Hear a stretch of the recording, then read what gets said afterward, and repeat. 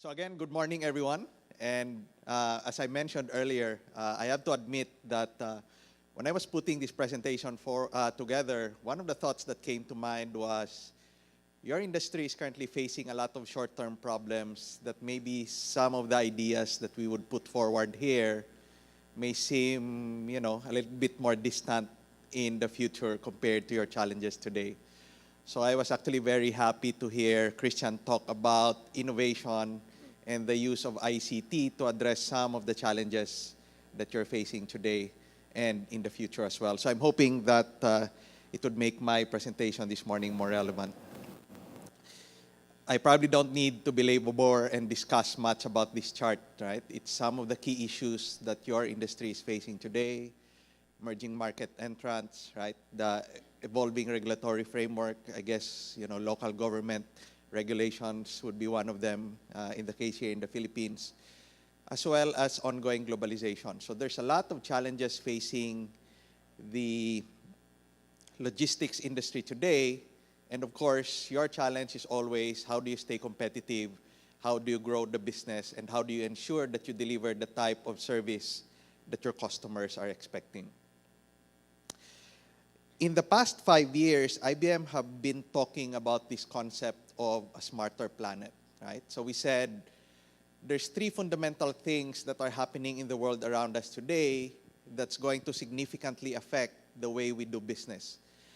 Very much in the same way that the internet has changed the way we've done business in the past 10, 15 years, right? When I joined, no, it's more than 15 years. When I joined IBM 18 years ago, one of my first jobs was actually to talk about e-business, which was the term that IBM was using to talk about the potential impact of the internet industry, of the internet to our industry. And if you think about how the internet has changed things, right? 20 years ago, we had no online booking for airlines. We had no online bookstores. You cannot buy things on the internet and so on. And if you think about how all of that has changed your industry, right? The amount of shipments, how the number of shipments have grown over time because of all of this e-business that has happened over these years, potentially the smarter planet concept has the same impact in your industry as well, right? And when we talk about the planet becoming smarter, we're really talking about these 3 I's that you see on screen, right? So we're talking about things becoming instrumented, right? A lot of our physical infrastructure today already have some sort of IT embedded in them that allows us to monitor things even if they are located in remote places, right? I guess a perfect example to that would be our cell phones, right? How much instrumented we are today as an individual simply because we're carrying cell phones around us, right? Our cell phones actually have GPS devices, right? Our cell phones contain, internet browsers. We can get access to information practically anywhere because of the cell phone that we're carrying today. So in the same way, in your business, as you put sensors on both your trucks, on your ships, on the railway system, on the goods that you move around, it allows you to track the exact location of these things from a central location and allows you to react to certain situations with better information. The second I really talks about interconnection, right? And this has a lot to do with the pervasiveness of both telcos and the internet today. It's very difficult, I guess, to find a location anywhere in the country except maybe on top of a mountain where you do not get an internet signal, right? Even if you go to Boracay or to Palawan, a lot of the resorts would say, oh, we have Wi-Fi and internet access right on the beach, right? And again, this ubiquitous access to the internet and to information allows us to make decisions with better information today, right? If you know exactly what the current situation is, if you have direct access to the information that resides in your servers back in the head office, irregardless of where your staff is located, they should be able to make the right decision at the right time. And then the third I talks about intelligence. we do have the technology available today, right, as the chart says, to sense, analyze, and react. As we collect information, because things are instrumented, because things are interconnected, we also have the technology available today for us to make sense out of that information, right? In the past, sometimes you would say there's too much information for us to make sense of it, right? Today, it's almost tempting to say you can never have too much information, right? The more information, the more data you have, then the better position you are to make the right decisions.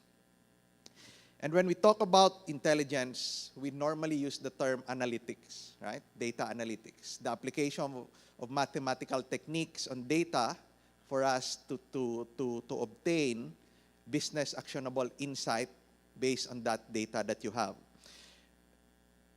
I just need to make sure that when people are talking about analytics, we are also aware that there's also a spectrum, right? An evolution of how we do analytics, right? The traditional way that we're probably dealing with data is what we call descriptive analytics, meaning we generate reports based on information we've collected that basically tells us what has happened in the past, right? The next stage in the spectrum is what we call predictive analytics, meaning you start looking at trends and patterns in your historical data and try to project that moving forward, right? Trends and patterns tend to repeat itself. So you look at the historical information to see how that historical pattern moves forward and allows you to start predicting what will happen in the future. But I guess for your industry, one of the more important aspects of analytics is for you to start looking into what we call prescriptive analytics, which is really optimization, right? So your industry deals a lot with resources and constraints, right? And, as what has happened in the recent past, these constraints keep coming up, right, all the time. So you need to be able to react quickly, analyze the information based on these new constraints, and then make the right decision in terms of how do you reallocate assets, how do you reallocate resources, how do you reroute your fleet, right, in order to deal with these new constraints. And that's really what prescriptive analytics is all about. And then there's this whole new concept of big data, right? You probably, if you talk to the IT folks, it's one of the buzzwords that we hear in the industry in the past couple of years, big data. I'd also just like to share with you that when people are talking about big data, we're not only referring to the volume of data that's available today. And the reason why there's so much data available today is because things are instrumented, right? As we instrument things, they all generate information. We can collect that information, and then we can deal with that information. But nowadays, we're also dealing with a variety of information, right? We're not only dealing with data that you can put on a spreadsheet, right? We're dealing now with the things that people post on the internet, right? It's natural language. It's very difficult for a machine, traditionally, to understand, these types of information. But there's a lot of very useful information in social media, right? People talk about traffic. People talk about accidents. Can you figure out a way to collect that information and use that as inputs in terms of how do you make decisions for day-to-day business?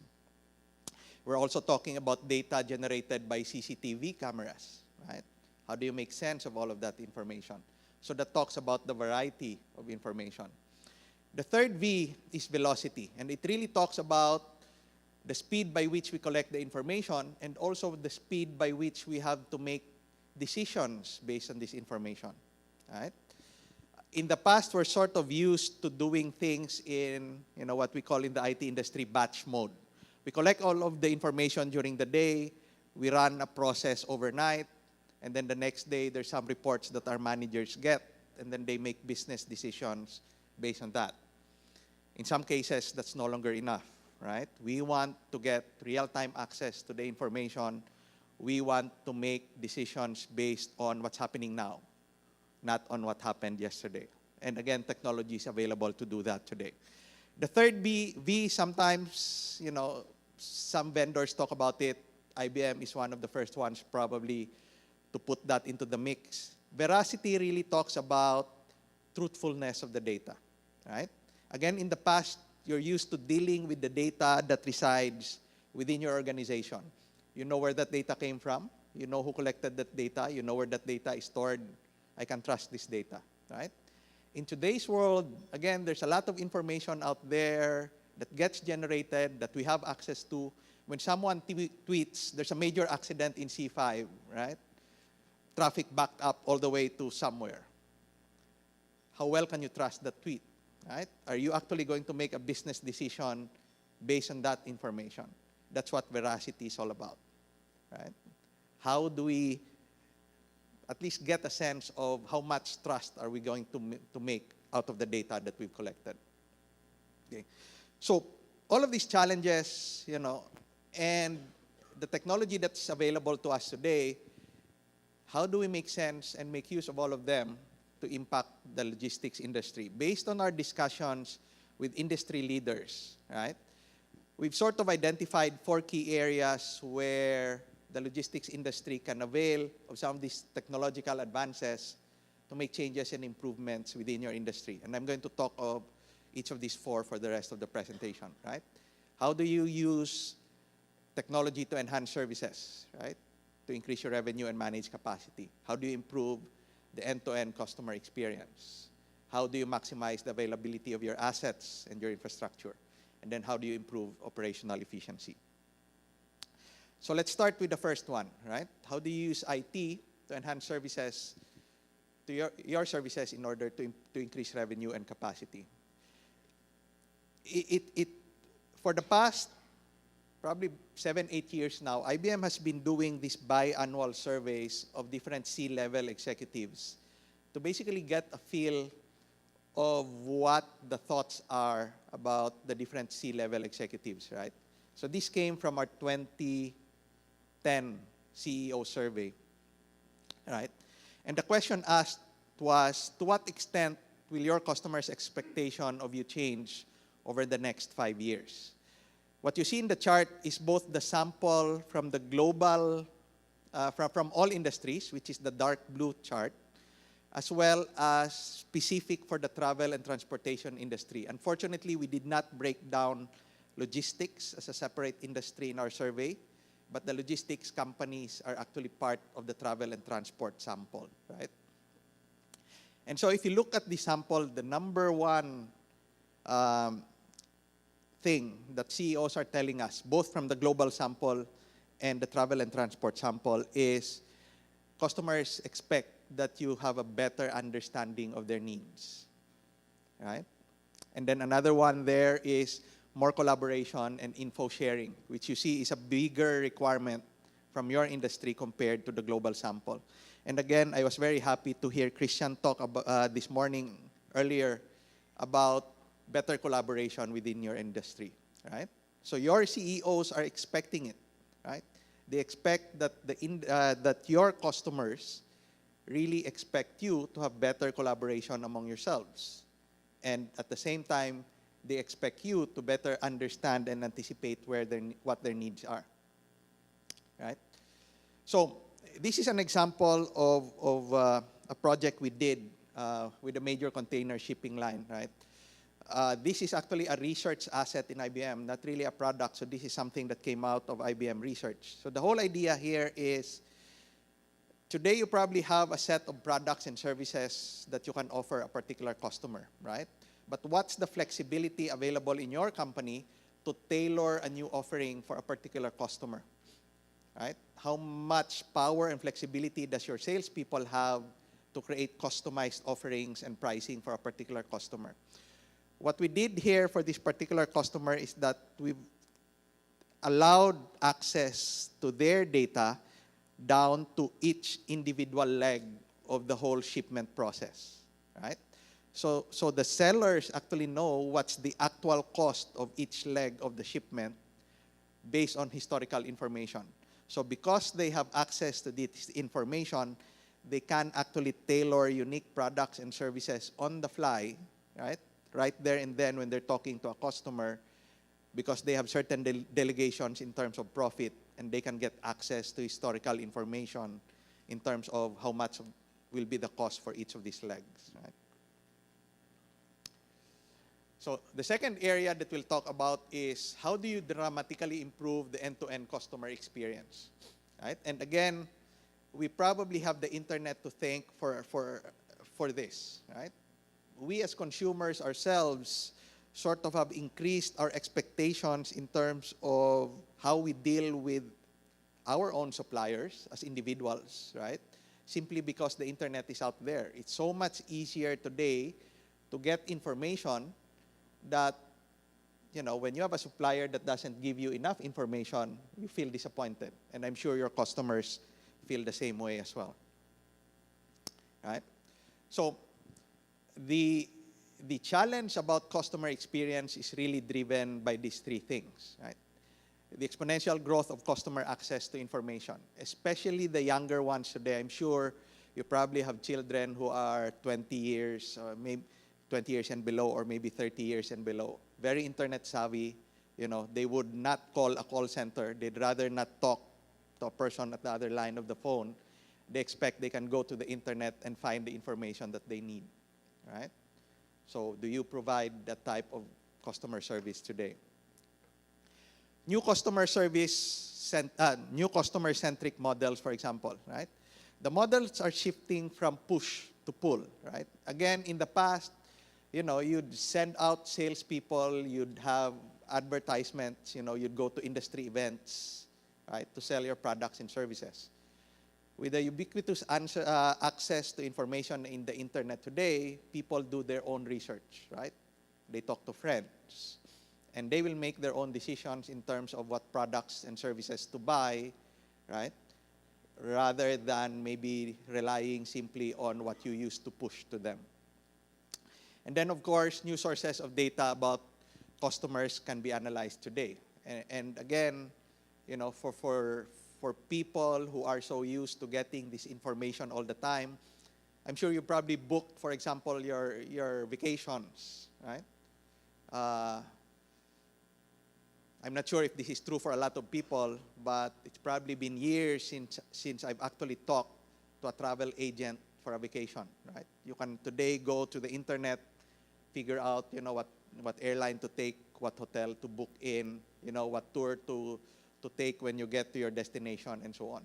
So the same applies to your industry. Your customers will have the same access to information, and they'll be doing their own decisions, right? So again, based on IBM studies, this is what customers want. And because they have access to information, they're more demanding today in terms of what they want from their suppliers, right? They want you to be able to anticipate their preferences and their needs, right? Make it convenient for them. Wherever they're located, they should be able to get the information that they need, right? Remember all of my interactions, and the next time I do an interaction with you again, I should not need, you know, to replay things. You should have collected the information once and reuse it all over again. Again, this is an example that we've done with Qantas Freight. I guess one of the things that I just want to highlight here is moving forward, don't forget that mobile is becoming a very important platform, right? I know a lot of you probably today has some sort of an online facility for your customers to access information. Just remember that a lot of people today are going to be accessing that information from a mobile phone or from a tablet. So have you actually checked that your websites actually work when they're accessed from a mobile phone or from a tablet, right? I had a colleague in the office yesterday who I distinctly remember, you know, was sitting behind me and then immediately reacted because he just saw that his package delivery got rejected at their house because he didn't leave money for it, right? And he was doing it from his tablet, and he had a notebook right beside him, right? It's his office notebook, but he had a personal tablet, so he was checking his delivery status not on his notebook but on his tablet. And I'm sure a lot of your customers are actually doing that as well today. The third one is how do you maximize the availability of assets in infrastructure? Again, your industry is probably one of the most asset-rich industries out there, right? You own rolling stocks, you own ships, you own trucks, you own facilities, you own warehouses, and so on. So again, how much focus do you provide today in terms of properly managing these assets, right? The studies that we've conducted in terms of how an enterprise asset management system, right, can deliver value to an organization, these are just some of the figures that we've collected over time across various industries. So this is not specific for the logistics industry, right? So labor and utilization can go up 10 to 20%. Asset availability can increase 3 to 10%. Your warranty recovery can go up as high as 50%, as long as you're tracking these assets and their warranties properly, right? Equipment purchases can go down 3 to 5%. Inventory can go down 20 to 30%. You don't have to stock so many spare parts. If you understand the patterns of breakdowns, if you repair and do preemptive maintenance properly. Material costs can go down 5 to 10%, and purchasing costs can go down up to 50%. And again, if you look at the bottom line, these are how asset-related things would affect the bottom line, right? It would affect your revenue, it would affect your operating costs, it would affect both your working and your fixed capital. So if you can make sense and improve the way you manage your assets, then it's going to seriously affect both your top line as well as your bottom line. Now, one of the things that I would just like to note about asset management is things have really gone beyond an inventory system in asset management, right? Again, with the advent of analytics and data today, enterprise asset management systems really provides you a way to look at historical patterns in terms of breakdowns, maintenance services, and so on, and allow you to project that same information moving forward, right? It allows you, for example, to see if you're getting supplies from various suppliers. Is there a supplier that tends to provide better quality goods than other suppliers? So then it allows you to maybe focus more on them. It allows you to see the historical patterns of breakdowns and maintenance in your facilities. So maybe you need to either decrease the frequency of your maintenance schedules or maybe increase the frequency of your maintenance schedules, again, based on historical patterns, right? So hopefully, if some of you are still doing asset management using a paper-based system, you can now start looking at investing into an automated process to do this. And then, of course, the last one is around operational efficiency. Another C-level study that we also do is with CFOs, right? So I showed you a CEO study snapshot earlier. This is a global CFO study. Again, I think this is specific for the travel and transportation industry, under which logistics companies are lumped in, right?